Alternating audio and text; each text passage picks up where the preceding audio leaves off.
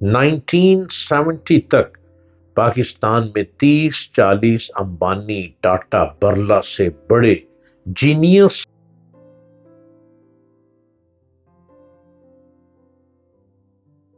Hello,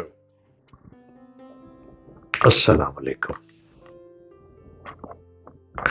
آج کل امبانی خاندان کا بہت چرچا ہے، لیکن ساتھ یہ بھی بہت کہا جا رہا ہے کہ پاکستان کے پاس امبانی، برلا، ٹاٹا جیسی کمپنیاں کیوں نہیں ہیں.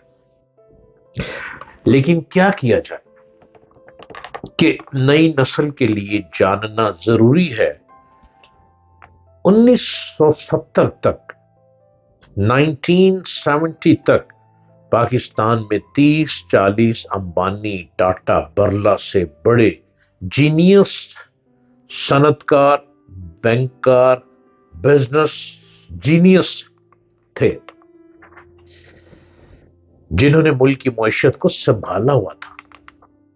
یہ 1970 کی بات ہو رہی ہے. ملک کوریا جاپان سے بہت آگے تھا. مڈل ایسٹ کے ممالک کسی گنتی میں نہیں تھے. ان صنعتکاروں، بینکاروں کو 22 خاندان کا نام دے کر ٹارگٹ کیا گیا. ان میں سہگل گروپ نے کپڑے کی صنعت کو عروج دیا. داؤد گروپ ہیوی وہیکلز اور زرعی مشینری کے بادشاہ تھے.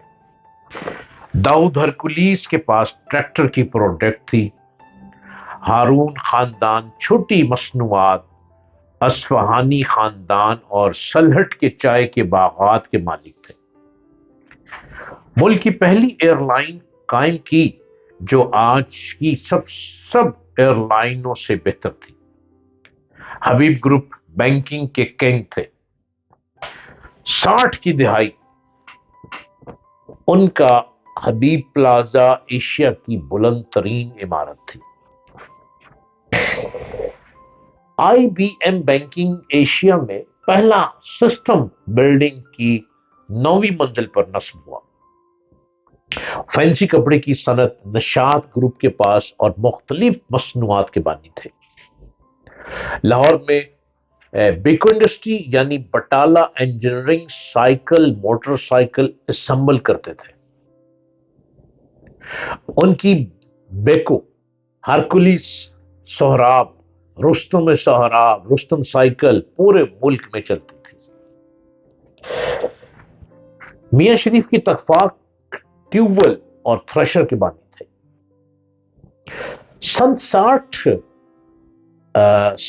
66 بیکو کے میاں لطیف اور اتفاق کے میاں شریف نے مغل پورا ورک شاپ میں ٹینک سازی کی اجازت لی.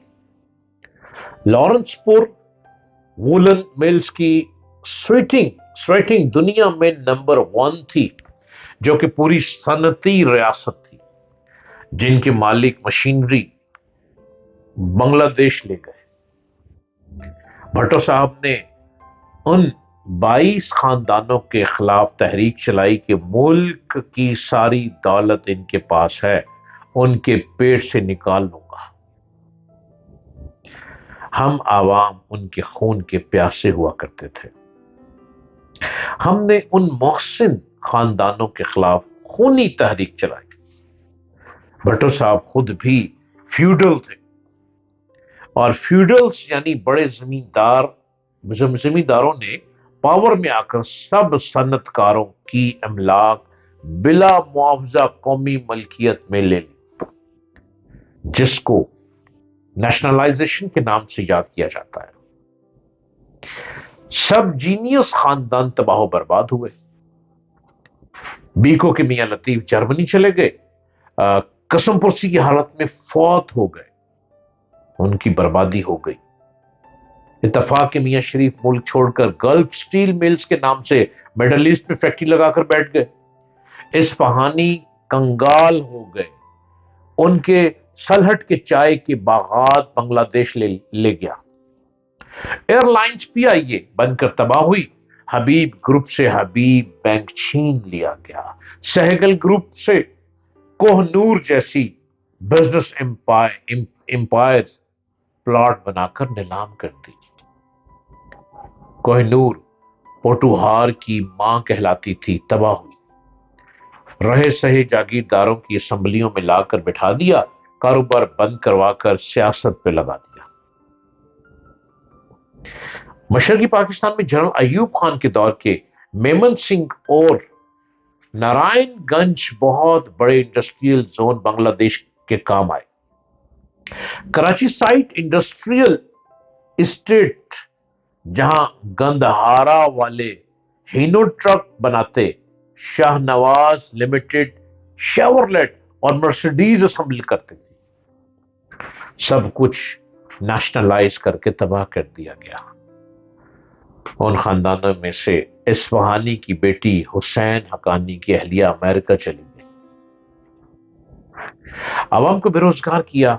فیوڈلز، وڈیرے، چودھری مختوم لغاری، جتوئی، ٹوانے سب بڑے زمیندار اسمبلیوں میں پہنچ گئے اور لیڈر بننے لگ پڑے، اور صنعت کاروں کو تباہ کر کے لوگوں کو ان وڈیروں کا اور ملک کو IMF کا غلام بنا دیا گیا۔ اب آپ خود غور کیجئے، یہ آج کی میری گفتگو نئی نسل کے بارے میں ہے کہ شاید نئی نسل کو نہیں پتا کہ پاکستان دنیا کے بزنس مین ملکوں میں شامل تھا، لیکن ذوالفقار علی بھٹو نے نیشنلائز سسٹم بنا کر سب کو برباد کر دیا۔ بہت سے بزنس مین ملک چھوڑ کے چلے گئے، کوئی جرمنی چلا گیا، کوئی امریکہ چلا گیا، کوئی UK چلا گیا، کوئی انگلینڈ چلا گیا، کوئی ڈنمارک چلا گیا، کوئی بیلجیم چلا گیا، کوئی سوئٹزرلینڈ چلا گیا، اور کچھ دبئی گلف میں چلے گئے۔ آپ کے اپنے ہی میاں برادران نے گلف میں اپنی انڈسٹری لگا لی، الیکشن کے لیے پاکستان آ جاتے ہیں، اس کے بعد گلف میں چلے گئے، ان کے بزنس گلف میں چل رہے ہیں، پاکستان میں ان کا کوئی بزنس نہیں ہے۔ آپ ووٹ ہی ان کو دے رہے ہیں، آپ اسمبلیوں میں انہی کو لے کر آتے ہیں جن کا اپنے ملک میں کوئی بزنس نہیں ہے، اور زمیندار وڈیرا طبقہ اسمبلیوں کا مالک بن بیٹھا۔ ان کو نہیں پتا تھا کہ بزنس کیسے لے کر آنا ہے، ان کو نہیں پتا تھا کہ بزنس کو پھیلانا کیسے ہے، ان کو نہیں پتا تھا کہ بزنس کو دنیا کے ٹاپ کے ملکوں میں ہم نے کیسے لے کر جانا ہے۔ ہم نے بڑے بڑے جو ستون تھے ملک کے، ہم نے ان کو نیشنلائز کر کے برباد کر دیا۔ اب کون پوچھتا ہے پاکستان کے بزنس مین کو؟ کوئی بزنس مین ہے ہی نہیں، اب تو دکاندار ہیں سارے۔ پاکستان میں کوئی بزنس مین نہیں ہے، اب دکاندار ہیں۔ دکاندار دکان پہ صبح دکان کھولتے ہیں اور شام کو دکان بند کرتے ہیں، جتنے پیسے کما لیے، جو ٹیکس بنتا ہے وہ ٹیکس دے دیا، باقی اپنے بچوں کے لیے روزگار لے گئے، اور جو کچھ لے کے جاتے ہیں راستے میں گن پوائنٹ پر ملک کے ڈاکو ان کو لوٹ لیتے ہیں۔ اب کوئی والی وارث نہیں ہے، حکومتیں آتی ہیں، سال 2 سال 3 سال گزارتی ہیں، پھر ان کی چھٹی کروا دی جاتی ہے، چونکہ وہ پھر ملک چھوڑ کے چلے جاتے ہیں، ان کے لیے ویزے آسان ہیں ملکوں میں۔ یہاں کا بزنس مین بھی ویزا نہیں لے سکتا، وہ دکاندار ہے نا بزنس مین، وہ امبانی گروپ نہیں بن سکتا۔